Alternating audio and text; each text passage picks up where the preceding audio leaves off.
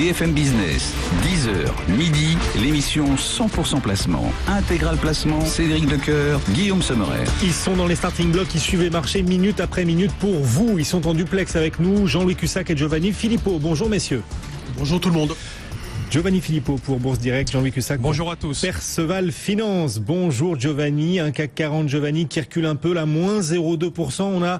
On a flirté avec les 5000 points, c'était vendredi, on les a étreints, ça a duré 12 minutes et puis depuis les 5000 veulent plus de nous. Quand est-ce qu'on va réussir à les reconquérir d'après vous ? Sur le fond, je pense pas que ça soit un problème, c'est juste un problème ponctuel. Ça fait quand même depuis l'été dernier, en partant des 4003, qu'on est dans une phase de reprise depuis 8 mois.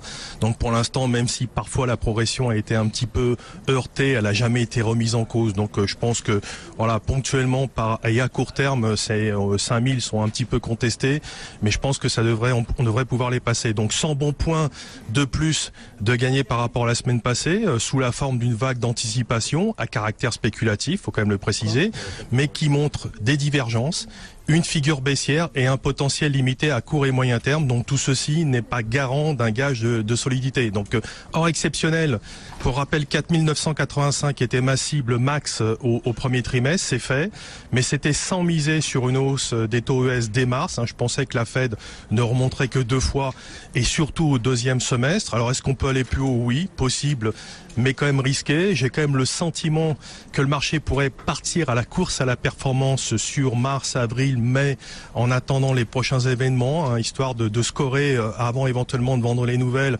et d'avoir un peu plus de certitude pour la suite. Donc ça m'invite pour l'instant à court terme d'essayer d'optimiser au mieux les bonnes nouvelles, 5045, 5085, 5145 comme cible idéale pour les prochaines semaines. Voilà, où éventuellement on vendra sur signal de vente, mais il sera difficile de le faire avant 4830.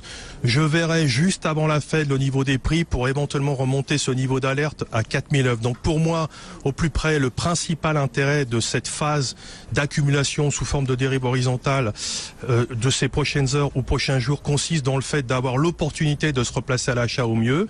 Donc à très court terme, 45-40 sur le futur mince, profil agressif, voire 930 et surtout 4009. Voilà, sans s'interdire bien sûr de vendre contre 5020, 5030 et surtout 5045.